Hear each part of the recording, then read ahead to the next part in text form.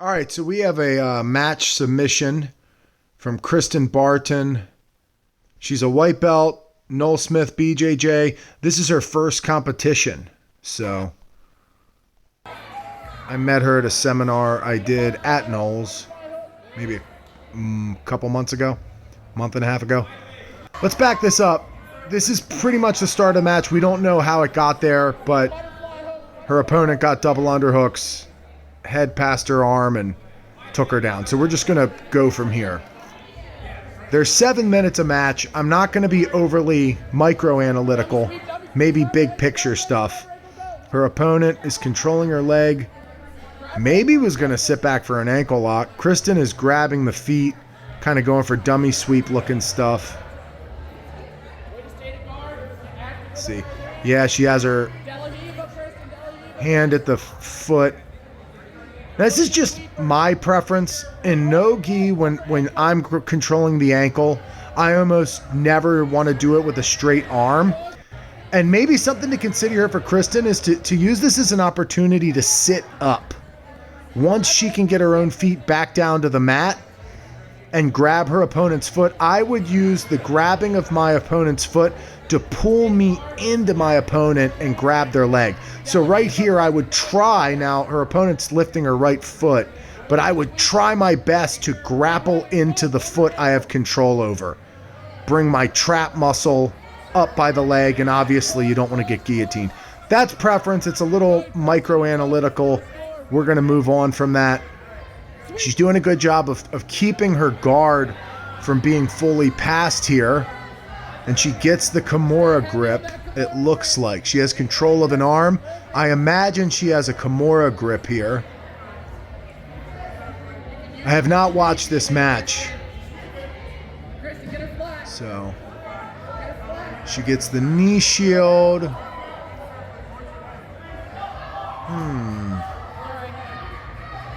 When I'm here, I like to attach my chest to the Kimura and suck it into my body. And stop worrying as much about the half guard. I might even let them pass anyway, because then there are a lot of reversals there. It's hard to sweep them here when you're playing the angle of half guard, and she just got passed anyway, so we'll see what happens. I don't think her opponent is able to clasp her hands yet, which is good, and she's starting to get the hand. Yeah, that's it. If you keep driving that arm up, and the way that arm is behind the back, she should be able to put enough pressure. Yeah, exactly. Let's see what happens here.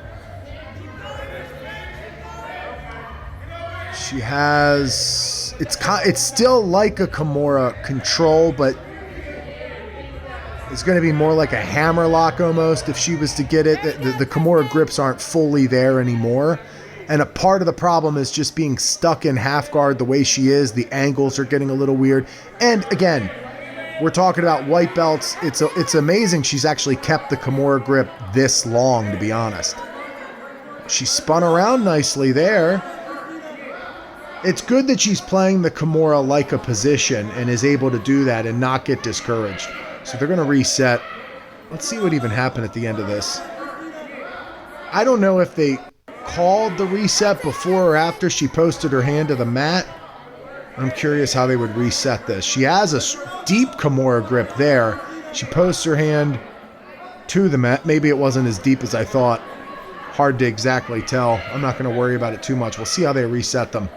But while they're resetting them, early on people get discouraged, okay? You grab a submission. Let's say you have a Kimura grip and you can't finish the Kimura. So in your mind, you think, oh, I'm losing. You almost feel deflated that you can't finish this submission, and you ditch this dominant position and move on. Cristin did a good job of taking that Kimura from bottom half guard to bottom mount and following it all the way to being on top and passing the guard, all based off of that Kimura grip. So that's a great lesson to learn. They don't really know how to reset. Whenever you break two white belts, it took me till I would have a hard time remembering what position I was in anytime I would get reset. Maybe until late into purple a lot of the times. especially when it's like complex scrambles. They probably don't have a clue where they were or what they were doing. The ref probably should have. The ref might know where they were. I don't know. I'm not worried about it. I don't even remember if she had the Kimura grip fully. It definitely wasn't like that, I don't think. But anyway, being able to play the Kimura as a position, or just recognizing that it's a strong 2-on-1 control and you can out-grapple your opponent with that grip, and how it almost supersedes the rest of the position, meaning half guard is the accessory and the secondary position. Kimura is the dominant position. All that to say the Kimura grips don't matter because they are no longer there, and we are back to just That's it, Cristin. general grappling. She gets put into close guard. Let's see what happened here. Yeah. So here's the issue right here for Cristin, what I would say. You're grappling somebody that has shins in the way. If somebody's legs are in the way of you and you get caught up trying to grapple their head, That's it, Cristin. you're going to get put back into guard or off balance. She almost swept you, but you got your base back squared up, and they got around. She got around your legs, your hips, and she has you in close guard. What I mean by that is, if somebody's shin is in the way, I wouldn't get caught up trying to play the upper body much. That was a nice little aggressive down. Let's just back this up one more time so we can see this. So from here, I would back up. I would bring my upper body back and stop trying to control the upper body. Yeah. I would come back and beat the legs, get behind the hips and beat a leg, control a leg, get around a leg, cut through a leg, etc. Oh, look at that punch to the jaw. I like that gritty, grindy stuff. And she slams her back down to the mat. Yeah, she has to figure out how she wants to break the guard here. She might not know a lot of closed guard breaks, A lot of this is intuitive. A lot of times, I get nervous to stand up, but a lot of, high-level guard break, you're probably going to have to stand up when people have good, strong guards. I would begin by digging my elbow to the inner thigh and see what happens, but a lot of people call that white belt stuff, so maybe it'd be perfect for this match, but I still do it, and I have success with it a lot of times, so I'm not sure. But this mean stuff up by the head, I like it. It's not maybe the most effective tool right now to actually pass the guard, but, hey, there's adrenaline. You're in the thick of it. It's a fight. It's a grind. I like just staying in that always do damage sort of mindset of just nonstop grinding away any way you can. But at some point in time, she's going to have to figure out how to try to pass this guard. The guard's open, so now would be the time. Oh, and she got swept. Here's a lesson. Let's back this up. When your opponent opens their guard, they're probably opening it to do something.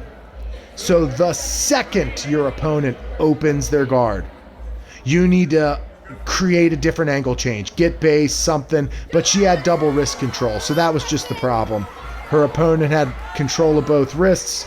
Let me see if there's anything I could say that she could have done differently. Let's see. Yeah, see, if she was sitting back and had her and tried to get upright and extend her arms, yeah, right there, she's curling her own arms. She's bending in her own elbows. And I think if she was to straighten her arms, her opponent's wrist control wouldn't be as effective. And if she got her hips lower, it would not be as easy to off balance her. So what I would do is extend my arms. There's no control of the head. And I would sit my weight more, like the way a lot of people get posture in guard. But it's not the worst mistake to make in the world. It's a big learning experience. It's a lot of grappling, a lot of good back and forth grit. And that's what you really want at white belt. Because even if you're the best white belt in the world today, you want to get better either way. Is this the end of the match? Looks like the end of the match. Let's back this up, though. Let me see this real quick, this last little exchange. We'll actually take it all... Yeah, we'll take it back to the point where Cristin gets swept here. So her coach is telling her to get her arm back, which is good. You want to keep maybe your arms maybe south of the belly button, a lot of people would say, or at least like the sternum. But you also would want to either, like, your hips are in a vulnerable position right here to be swept. I would be extending my arms. Yeah, like I already said. Now here, she doesn't quite have her back fully taken. And yeah, now she winds up in kind of this back mount. And she winds up almost spinning all the way to being on top. If she was to punch her right arm back and through to the back side of the body. But it's over. Match is over. Very good learning experience. You know, like imagine if she just went out there and got put in a headlock and guillotined in 5 seconds. You know, not much to take away. I would not stress about the individual technical pieces. What I think a big takeaway here is, and it's just going to go right back to the beginning. I'll just kind of talk through and half watch and just kind of give general thoughts. And let me turn this volume down so I'm not distracted while I'm doing this. So what I would think here is you have a match and you know your big takeaway is I went the entire duration of a match and I didn't get so exhausted that I couldn't do jiu-jitsu. Her opponent won on points. I don't know what the exact score was, but she fought hard from bell to bell and kept her composure enough to not have this insane adrenaline dump where I'm sure she felt tired, but it could have been worse, right? It could have felt worse.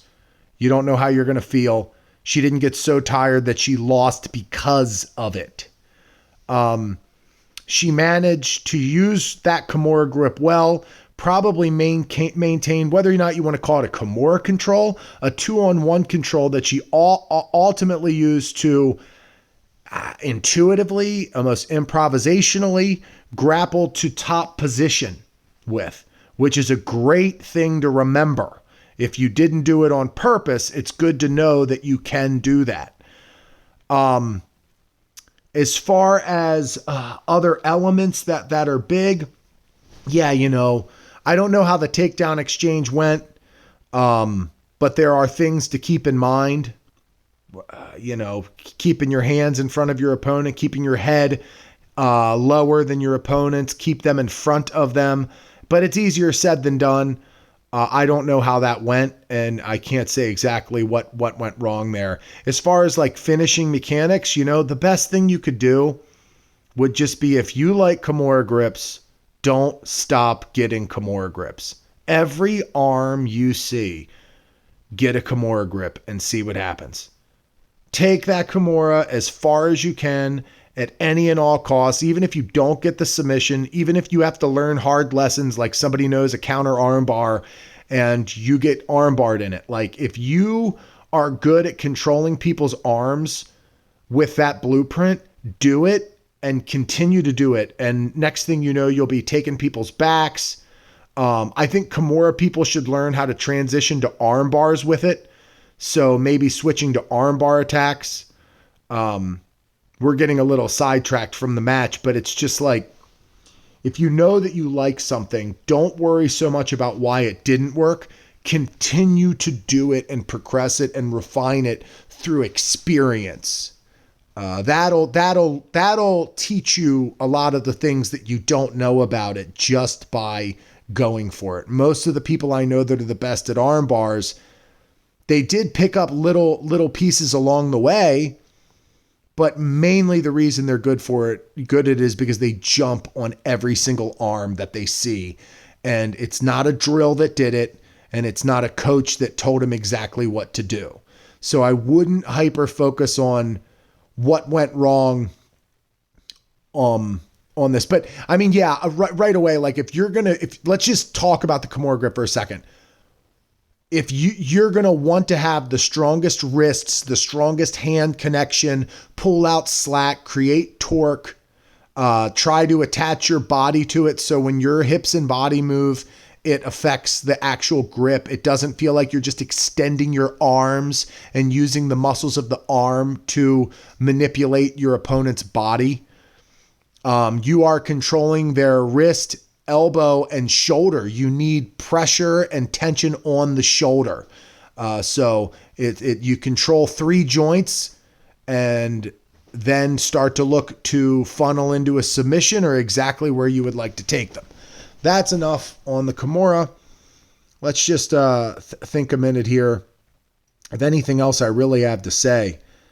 Looks like you kept your breath. I mean, the adrenaline, obviously, you could have calmed down and slowed things down a little bit and maybe considered your base. Maybe considered keep not getting ahead of yourself. Like, again, let's just rewind this for a second. I talked about it last time, but the reason you got stuck in this guard is like your left hand could have been on her leg, could have been keeping space. Even your right hand, pull it back to your body, elbows tight to your body, and focus on what's in front of you, which is when the legs are in front of you, that's what's in front of you. Right now, the hips are what's in front of you. The legs are in front of you, and you're focused on the head.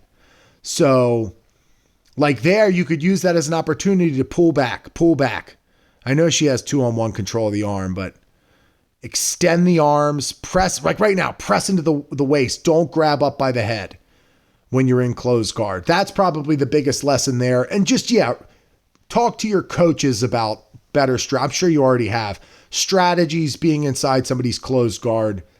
If you're not a gigantic man that just plows through people's guard, it's going to be hard to out grind and grit your way past it. You're going to want to even if you reach back for a leg, there are some risky passes like that and guard breaks like that. I like that. You might get triangled or learn some tough lessons, but a lot of times I would rather reach back. I don't like standing up because I'm not comfortable on my feet as far as I feel very susceptible to sweeps. I'm getting better at it, but I know when I stand up, it's a last ditch effort, but sometimes it's a must. So sometimes as you go to stand up, you can sort of rock your hips and break their guard open all at once. But right now the guard is open. Boom. I would try to control a leg. And that's what happened. She had control your wrists. The guard is open. So just be aware of when the guard opens and know that that's when a sweep or an attack is coming, and do everything you can to get something in the way of the leg. Prepare to have a post, base, anything. Get low to the ground if you don't have an arm to post into. Even sprawl out, widen your feet, something like that. So that was the match. Very good first time match. I don't think she's been training entirely too long. So great experience, and try not to worry about losing. That's always a good lesson. It doesn't matter how good you are now. At white belt, you have so much room to improve whether you win or lose. So it would be great to go out there and just steamroll your opponent, get a submission, look awesome. I'm sure you would feel great about that, but it is not important right now. And just enjoy the experience and learn how to be glad you're out there, win or lose. And it just takes a little bit of the pressure off. You're the one. Hopefully none of your coaches are overly concerned with anything other than you just going out there and just learning and just seeing the process through and having a good attitude through it. And just one match at a time. That's what I have to say about that. Good job. Thank you for the submission. Go to bjjshortcuts.com. Give me your email and stay informed with upcoming things I have going on with that website. Subscribe to the YouTube and anything else you would like to do. Cool. Thank you.